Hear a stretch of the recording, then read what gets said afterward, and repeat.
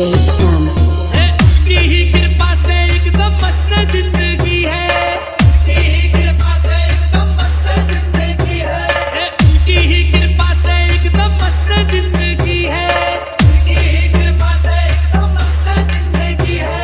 और गुजरा हूँ जिधर से मुझे इज्जत ही मिली है, महाकाल की गुलामी मेरे काम आ रही है, महाकाल की गुलामी मेरे काम आ रही है, महाकाल की गुलामी मेरे काम आ रही है, महाकाल की गुलामी मेरे काम आ रही है, महाकाल की गुलामी मेरे काम आ रही है, महाकाल की गुलामी मेरे काम आ रही है।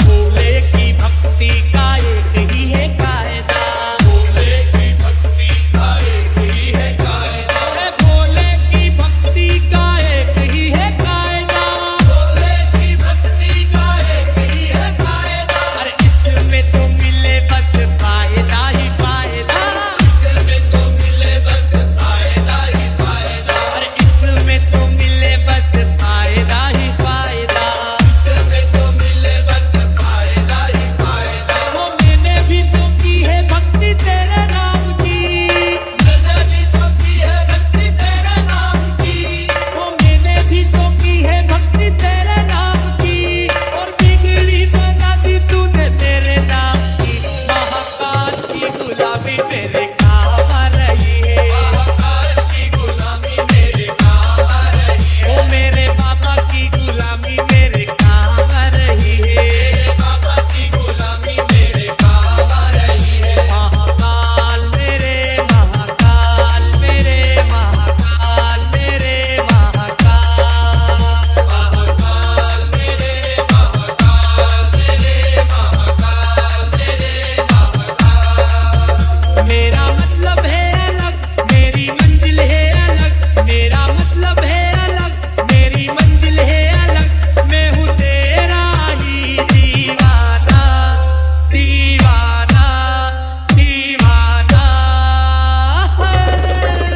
मुझे तेरे ना जमाना में हूँ भोले का दीवाना, मुझे तेरे ना जमाना में हूँ भोले का दीवाना, मुझे तेरे ना जमाना में हूँ भोले का दीवाना, मुझे तेरे ना जमाना में हूँ भोले का दीवाना। महाकाल मेरे महाकाल मेरे महाकाल मेरे महाकाल, महाकाल मेरे महाकाल मेरे महाकाल मेरे महाकाल।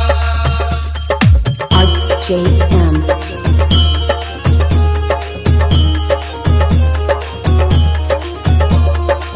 हाजी मेरे फूलों की दुकान मेरा बन गया मकान, मेरे फूलों की दुकान मेरा बन गया मकान, ओ मेरे फूलों की दुकान मेरा बन गया मकान, मेरे फूलों की दुकान मेरा बन गया मकान। वो तेरी ही कृपा से मुझे मिला ये मुकाम, मेरे तुझे